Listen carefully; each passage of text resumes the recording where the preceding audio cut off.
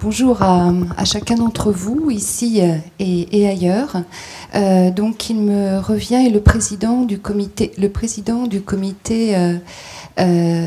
scientifique et éthique du Fonds français pour l'alimentation et la santé, Claude Fischler, qui s'excuse de ne pas pouvoir être présent, m'a demandé d'animer cette session de travail qui est finalement un rendez-vous que nous avait donné Patrick Caron l'année dernière suite au rapport qui avait été produit par le Conseil de la sécurité alimentaire, non, par le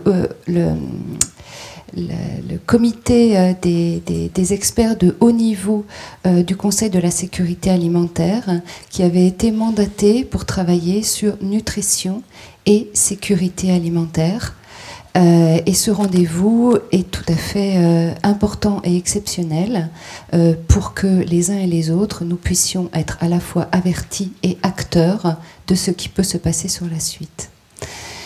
J'avais simplement un chiffre que je voulais partager avec vous, 821 millions. 821 millions de personnes souffrent d'une carence alimentaire en 2017. En 2016, ils étaient 804 millions.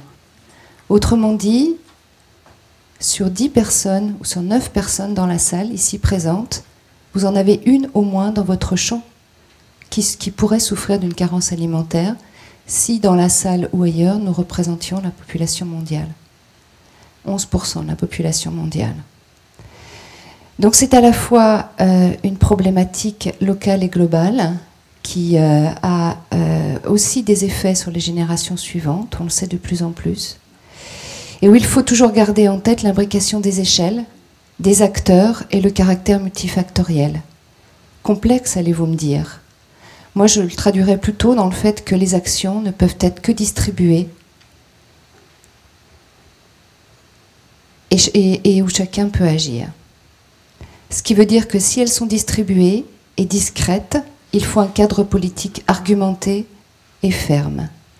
C'est la raison pour laquelle il y avait eu cette demande qui avait été faite au comité d'experts du Conseil de la sécurité alimentaire, HPLE, autrement dit, au comité d'experts, qui a été constitué suite aux émeutes de la faim en 2008.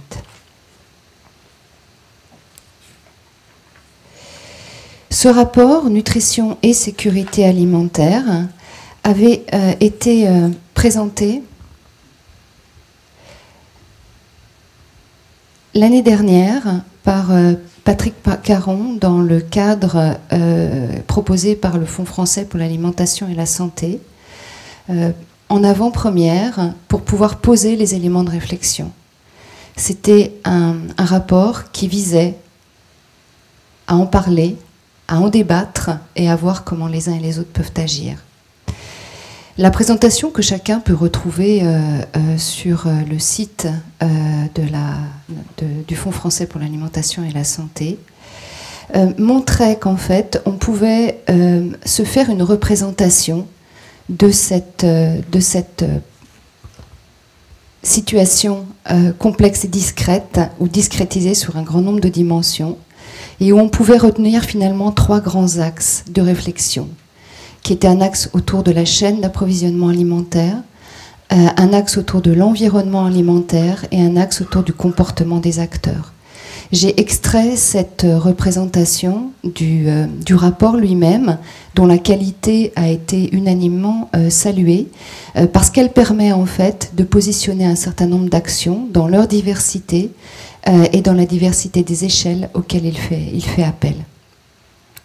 Je ne reviendrai pas sur les éléments qui ont été identifiés dans le cadre de ce rapport, chacun pourra s'y référer, mais il aboutissait en fait à 10 recommandations que j'ai extraites ici, à 10 recommandations, mais également à l'identification de 3 barrières à la mise en œuvre des actions. Ces barrières sont la première de ces barrières est la difficulté à reconnaître le droit à une alimentation saine. La seconde barrière est le fait que le dialogue au sein des systèmes agroalimentaires peut être relativement dissymétrique. Et la troisième, c'est la difficulté souvent à atténuer les conflits d'intérêts dans les différents réseaux ou aux différents niveaux des organisations. Et donc, suite à ce rapport, et Patrick nous l'avait annoncé, il y a eu tout un travail de concertation politique qui a duré 1 an et qui, en fait, a abouti à une proposition dont Patrick se fera l'écho, et qui a été actée dans le cadre de la réunion annuelle du CSA qui a eu lieu au mois d'octobre. Donc vous voyez, nous sommes tout à fait contemporains de ce qui se passe, et je remercie Patrick de cette proposition, et je remercie en fait chacun et chacun d'entre vous d'entrer dans cette réflexion. Les conclusions de la première session de travail qui avait été organisée au Fonds français pour l'alimentation l'année dernière, suite à la présentation du rapport, étaient au nombre de 5 et avaient été rappelées par Patrick. Premièrement, il rappelait que le rapport visait à provoquer des échanges entre acteurs, et j'espère qu'il va continuer à provoquer des échanges entre acteurs. La deuxième, c'était qu'on avait beaucoup échangé sur la notion d'environnement alimentaire et que c'était sans doute charnière, et je pense que Patrick y reviendra. La troisième des conclusions était que ça nous obligeait à penser ensemble le destin et les destins liés à l'agriculture, l'alimentation, l'environnement, la santé, l'économie, et de savoir penser à la fois localement, mais en ayant nécessairement un décloisonnement. Et donc, si on le pense en France, on le pense aussi décloisonné pour l'ensemble du monde. Le quatrième élément de conclusion, c'est que ça nous intimait aussi, pour pouvoir décloisonner, de donner une valeur au bien commun. Et la cinquième était que c'était un moment où chacun pouvait être acteur. Et c'est bien là le rendez-vous qui vous est donné aujourd'hui, c'est que chacun peut être acteur de la suite. Et c'est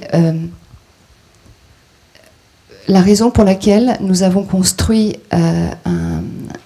cet ordre du jour, finalement, de cette matinée, où nous aurons une présentation par Patrick Caron, donc président du comité directeur du groupe d'experts de haut niveau, le HPLE, du Comité des Nations Unies pour la sécurité alimentaire mondiale, dont j'ai parlé abondamment tout à l'heure, qui va nous présenter comment, finalement, nous pourrions nous préparer à l'élaboration de directives volontaires sur les systèmes alimentaires, et comment on peut commencer à imaginer les trajectoires d'un processus.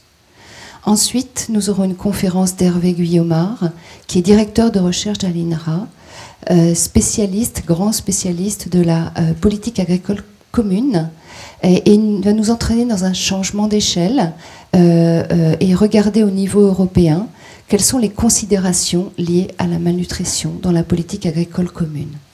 Et ensuite, nous aurons une table ronde où nous interviendrons en fait Céline Place, sous-directrice adjointe du développement humain du ministère de l'Europe et des Affaires étrangères, Frédéric Lambert, chef du service Europe et international du ministère de l'Agriculture et de l'Alimentation, Valentin Brochard, chargé de plaidoyer sécurité alimentaire, action contre la faim, et Agnès Martin, qui vient de Danone et qui est responsable de la recherche chez Danone.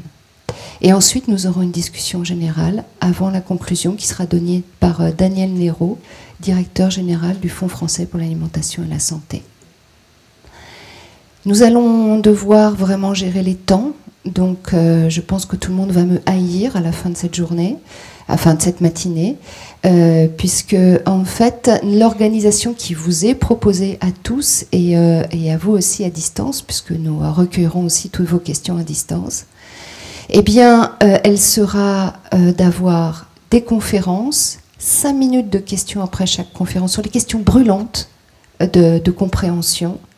Ensuite, nous aurons une table ronde qui s'ouvrira sur une discussion, et ensuite nous aurons une discussion générale.